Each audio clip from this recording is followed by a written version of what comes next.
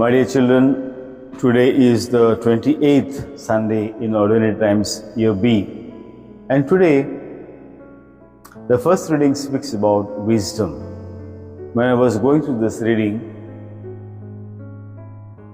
I was reminded of Solomon.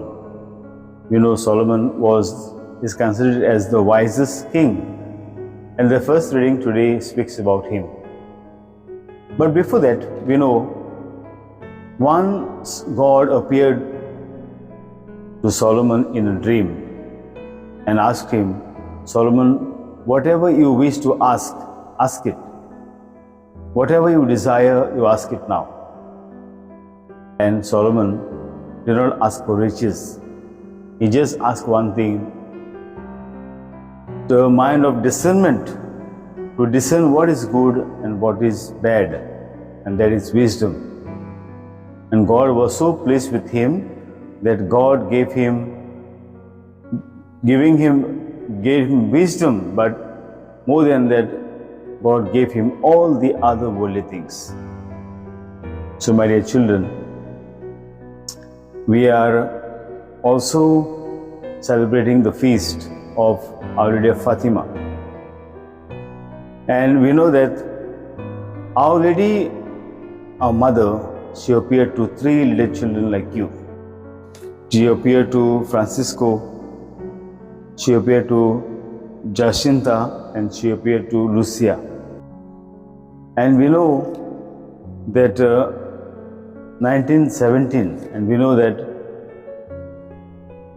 Mother Mary, when she appeared to these children, many did not believe them. They even punished them. But we know afterwards, when they went through so much of sufferings, these three children, gradually the plan of God unfolded. And we know that Mother Mary, Our Lady of Fatima, disclosed herself or revealed herself to these children, to these three children. So today, when we speak about wisdom, we know that wisdom is I would say, the hallmark of divine. We don't get wisdom in supermarkets. Wisdom is sought only can be given by God when we follow God's ways.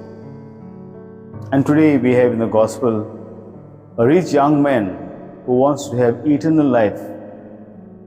And he asked Jesus, Master, good teacher, what must I do to inherit eternal life? And Jesus puts before him the commandments.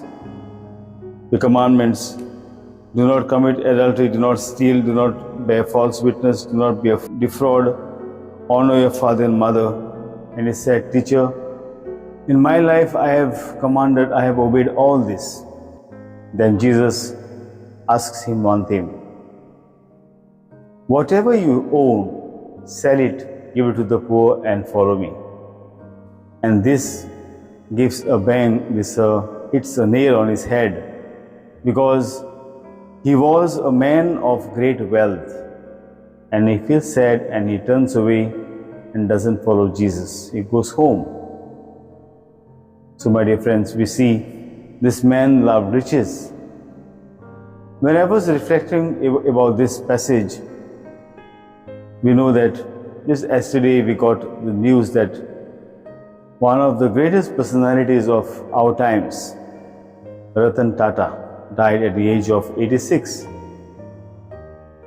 So much wealth he and his empire acquired.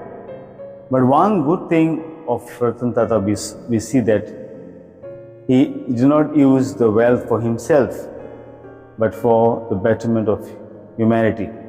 By opening hospitals, the Tata Cancer Hospitals, by aiding so many schools, and so much of charity work.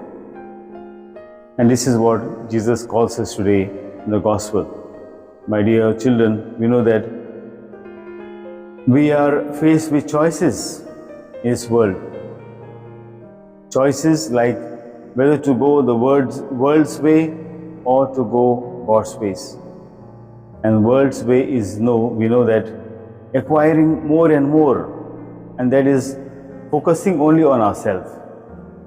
But Jesus tells us today, yes, wealth is my gift for you, but I want you to give it for the poor, give it for others. And you see, God will give you much more than you ask. So, my dear children, let us take the example of these three children. They also were like you, Francisco, Jachita, and Lucia. God, our mother, gave them wisdom. And this wisdom was very much used to teach the people, especially when there was war going on, when there was so much of moral degradation. We today, it's very sad to see the parents themselves are taking the children away from God.